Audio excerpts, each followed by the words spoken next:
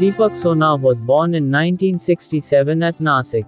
He earned his GD Art from Abhinav Kala Mahavidyalaya, Pune, and Diploma in Art Education from Sir J. School of Art, Mumbai.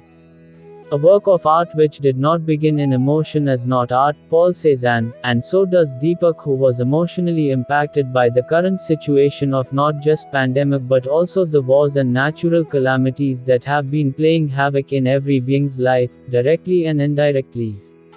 He reflects upon life in the present condition in the concrete jungle that man has built around and brought destruction upon himself. Deepak muses, the pandemic impacted every life in the past year, and as it hit the world, people were caged in their houses. As I could not travel anywhere, I pursued a new hobby, gardening. I used to observe the houses and buildings around me, and also being exposed to news of disasters such as wars and natural calamities. Devastating situations of disastrous events impacted my mind, and in turn my work was being affected as a result of observing my surroundings and reflected upon in my recent paintings. His current series represents a realistic view of life in the modern era. Deepak explores landscapes with a very muted, neutral and cool color palette with a sprinkle of earthy hues, tones and shades to bring in life and warmth. The paintings emote spaces of stillness with much that seems to transpire between the geometric and organic forms, which convey the subtle movement yet so sparingly. Depth is achieved by the darks and perspective, aka foreground, middle ground and background, and the composition speaks of the artist's proficiency in his chosen subject.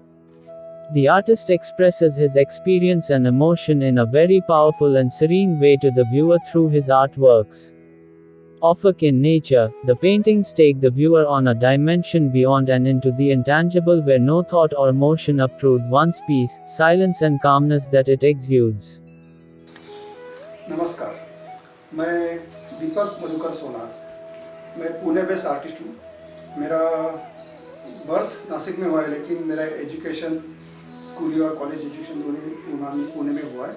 जब मैंने high school में पढ़ाई करने गया तब मैंने elementary intermediate grade exam का ये दिया था, तो उसमें उसकी वजह से मुझे आर्ट स्कूल में एडमिशन मिला। तो आर्ट स्कूल जाना है ऐसे मैंने कभी सोचा नहीं था, लेकिन लकीली आर्ट स्कूल में चला गया।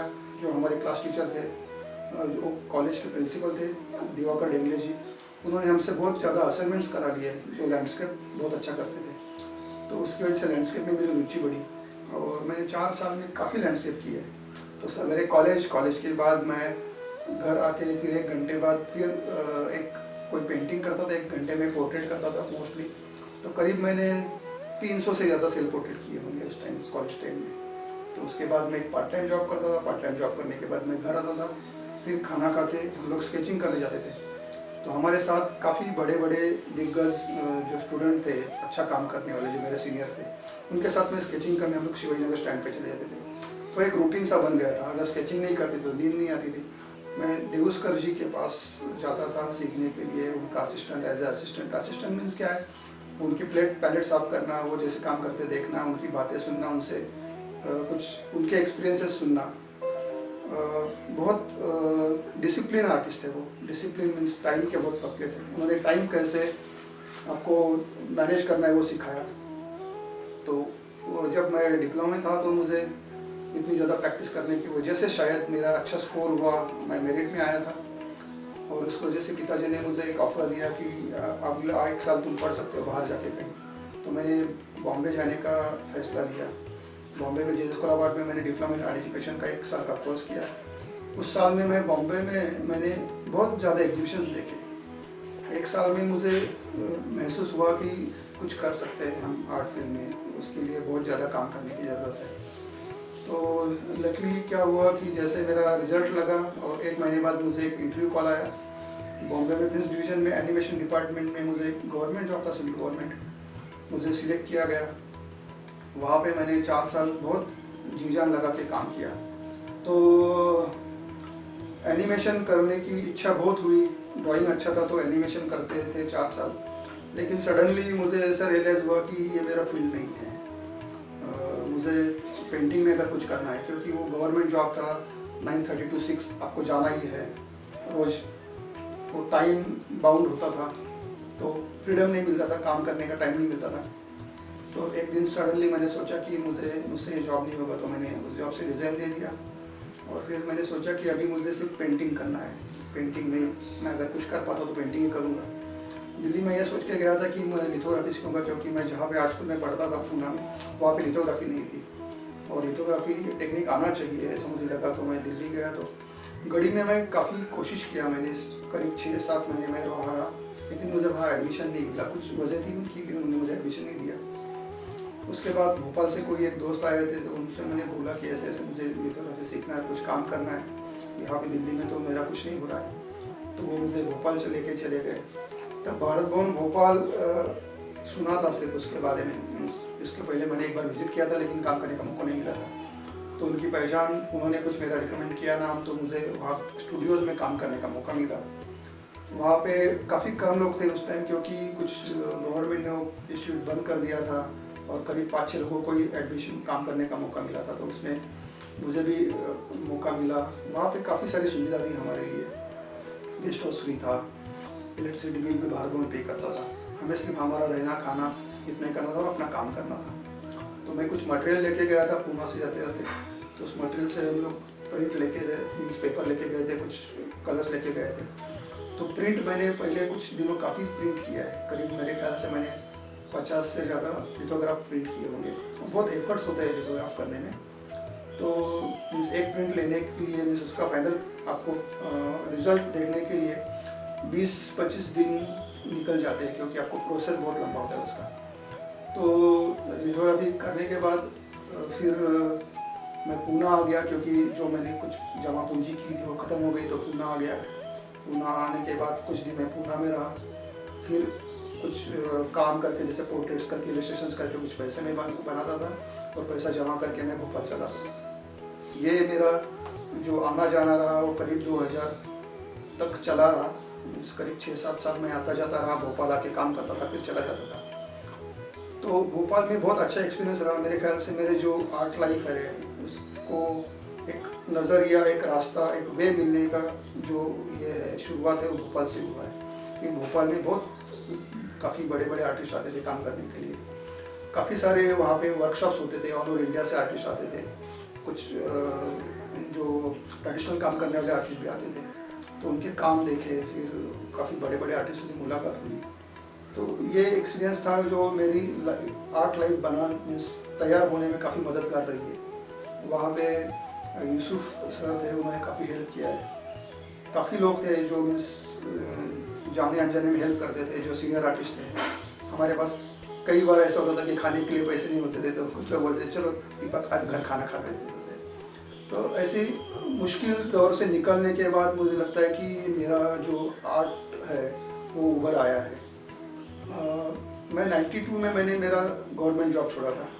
उसके बाद मेरा जो फर्स्ट एग्जीबिशन हुआ 2004 में, जो जहांगीर में था ग्रुप शो, जब मैंने डिस्प्ले किया था तो वो काम काफ़ी लोगों ने बहुत सराहा था। आज भी मुझे याद है कि वो ग्रे सीरीज थी, सारे ग्रे पेंटिंग्स मैंने किए थे उस शो में। तो लोग पूछते थे आके यार किसका काम है, कितना बढ़िया काम है। तो वो जो मैंने स्ट्रगल किया था करीब 12-14 साल का, उसका एक अच्छा रिजल्ट मुझे मिला था कि लोग मुझे पहचानने लगे थे। उसके बाद फिर मैंने और एक शो किया म्यूज़ियम, वो शो देख के कई गैलरीज मुझे आके मिली और वो बोले कि हमारे साथ काम करो। तो ऐसा मेरा जर्नी शुरू हुआ था। उसके बाद काफ़ी सारे कैंप्स किए मैंने, आर्ट कैंप्स किए। कलकत्ता में गया था, मैं दिल्ली में था। तो सारे आर्ट कैंप्स की वजह से और सारे आर्टिस्टों से मुलाकात करने का मौका मिला मुझे, और मेरा काम और आगे आगे बढ़ता गया। मेरे ख्याल से जब मैं स्ट्रगल करता था तो मैं अलग अलग मटेरियल यूज़ करता था, और मैंने कई बड़े आर्टिस्टों का काम भी देखा था। तो मैं सोचता था कि ये कैसे यूज़ करते होंगे। तो जब मैं एक किस्सा आपको बताता हूँ कि हमारा घर का कंस्ट्रक्शन चल रहा था, तो वहाँ पे जो दीवार बनाने का काम करते हैं उन लोगों के पास वो एक पलटी पतरा जैसा एक इंस्ट्रूमेंट था। तो उसको मैंने यूज़ किया मेरी पेंटिंग में, तो मुझे उसके रिजल्ट बहुत अच्छे मिले, और वो लेके मैं आज भी मैं उसको यूज़ करता हूँ, क्योंकि नाइफ का जो ब्रॉडनेस होता है वो कम होता है। तो मेरा जो ये पलटी पतरा है वो मुझे 6 इंच तक ब्रॉड मिलता है। तो उसको लेके मैंने काफ़ी एक्सपेरिमेंट्स किए हैं। और मेरे ख्याल से 92 में मुझे एक अवार्ड मिला था, स्टेट अवार्ड। उसमें एक अमाउंट मिली थी मुझे 2500 रुपये। तो मैंने सोचा कि ये सारा पैसा मैं मटेरियल आर्ट मटेरियल ले दूँगा। तो मैंने उस वक्त एक्रिलिक कलर्स के सारे टीन खरीद लिए थे जितने भी आते उतने। वो उसमें से 1-2 टीन तो अभी भी मेरे पास है जो चल रहे हैं। तो वो कलर्स का क्वालिटी बहुत अच्छा था। तो इस वजह से एक्रिलिक क्या है, क्विक ड्राई होता है मटेरियल। ऑयल सूखने में टाइम लेता है, तो मेरा क्या है, मुझे क्विक रिजल्ट की मेरी आदत हो गई है आजकल। तो मैं देखता हूँ कि मुझे तुरंत रिजल्ट मिले काम करने का। तो मैं एक्रिलिक में शिफ्ट हो गया। एक्रिलिक बहुत फास्ट आपको काम करना पड़ता है, उसमें सॉफ्टनेस रखने के लिए आपको बहुत मेहनत करनी पड़ती है। तो कई लोग आके मुझसे पूछते थे कि इतना सॉफ्ट कैसे होता है तुम्हारा एक्रिलिक, हम लोग करते हैं तो पैचेस आ जाते हैं। तो मैं बोलता हूँ कि मैं सोचता हूँ कि मेरा काम जल्द से जल्द पूरा हो। बड़ी ठंड में मैं पूरा पसीना पसीना हो जाता हूँ, इतना मैं भागदौड़ करता हूँ पेंटिंग को लेके, इसी हाथ से वहाँ भागना, रोलर लेके सॉफ्ट करने की कोशिश करना। तो ऐसे बहुत सारी एक्सपेरिमेंट्स मैंने किए हैं। मेरे ख्याल से कोई भी मीडियम आप अगर उसके साथ काम करते हो तो मीडियम आपको सिखाता है कि उसको कैसे यूज़ करना है। तो हर एक आर्टिस्ट का वो मीडियम यूज़ करने का तरीका अलग अलग होता है। कुछ लोग ओपेक यूज़ करते हैं, मैं ट्रांसपेरेंट यूज़ करता हूँ। मेरे ख्याल से इसलिए मुझे कलर्स मेरे ख़त्म नहीं होते जल्दी, मैं पानी ज़्यादा यूज़ करता हूँ। तो कई लोगों को बोलता हूँ कि मैं पानी यूज़ करके पेंटिंग बनाता हूँ और यही मेरी स्टाइल है। तो वो करते करते फिर मैंने कैनवास पे करना शुरू किया, पेपर पे किया, जो मटेरियल मिला। मैंने कुछ जब मैंने शुरू किया था तो मेरे पास पैसे की कमी थी, तो मैं न्यूज़पेपर पे न्यूज़ प्रिंट जो आते हैं जो सबसे हल्के क्वालिटी के होते हैं उसके ऊपर भी मैंने पेंटिंग किया। उसमें से एक पेंटिंग मेरा नेशनल में सिलेक्ट हुआ। तो मुझे नहीं लगता कि मटेरियल और ये लेके लोग बहुत परेशान होते कि मेरे पास कैनवास नहीं, मेरे पास ये कलर नहीं, वो कलर नहीं, ब्रश नहीं है। तो जो भी आपके पास है, आप कपड़े से भी पेंटिंग बना सकते हो, आप स्पंज से बना सकते हो, हाथ से बना सकते हो।